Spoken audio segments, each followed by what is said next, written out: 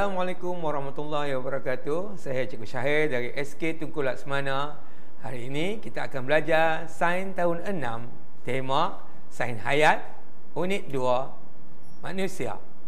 2.1 iaitu tentang pembiakan manusia.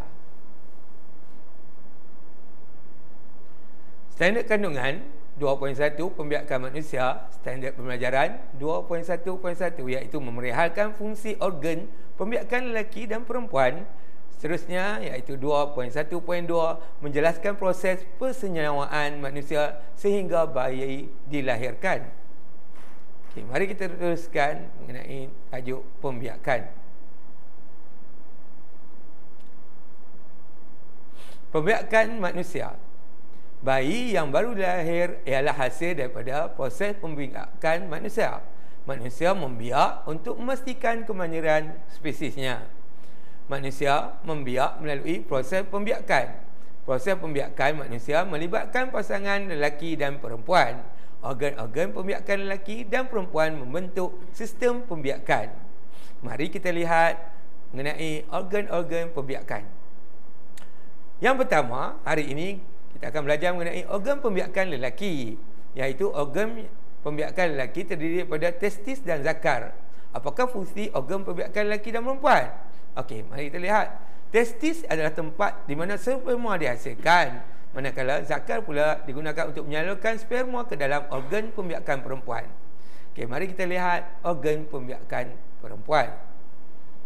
Organ pembiakan perempuan terdiri daripada faraj, uterus, tiub falopio dan ovari.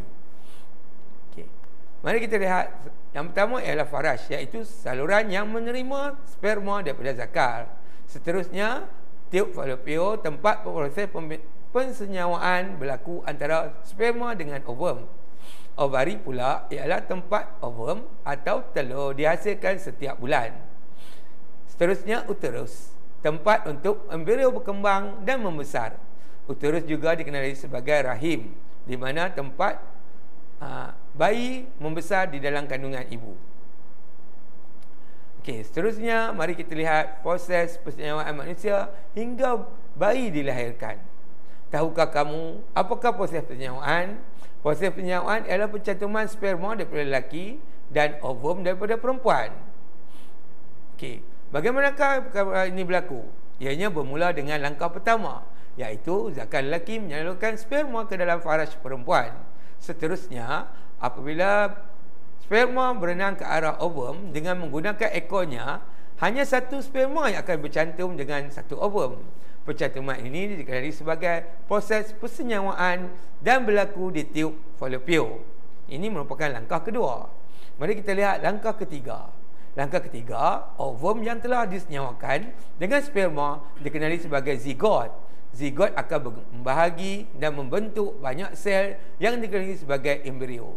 Okey, di sini ada satu rajah yang menunjukkan perkembangan zigot, yang mana zigot membahagi dan membentuk embrio. Okey. Seterusnya langkah keempat. Langkah keempat, embrio akan berkembang di dalam uterus seorang ibu dan membentuk fetus. Fetus kekal di dalam uterus untuk jangka masa kurang lebih 9 bulan sehingga fetus cukup lengkap dengan organ-organnya. Okey, seperti mana yang murid boleh lihat dalam gambar rajak ini, kita boleh lihat pergerakan dari mana nombor 1 okey hingga ke nombor 5.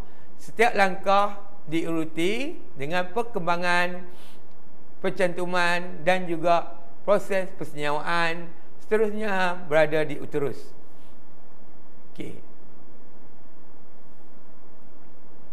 Langkah kelima iaitu setelah lebih 9 bulan ibu kita mengandungkan kita, fetus dilahirkan melalui faraj yang dikenali sebagai bayi. Okey. Murid-murid sekalian, inilah di mana kita proses hidup kita sebagai seorang manusia yang dilahirkan di muka bumi, di mana ibu kita berkorban selama 9 bulan untuk mengandungkan kita di dalam fetus, yang mana bukanlah satu benda yang mudah. Okey. Untuk itu haruslah kita menghargai ibu bapa kita dengan kita dilahirkan di muka bumi ini.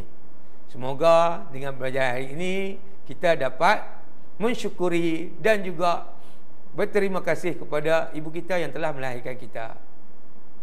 Okey, sekian, terima kasih daripada saya, Cikgu Syahir dari SK Tengku Laksamana. Sehingga berjumpa lagi di lain waktu. Assalamualaikum.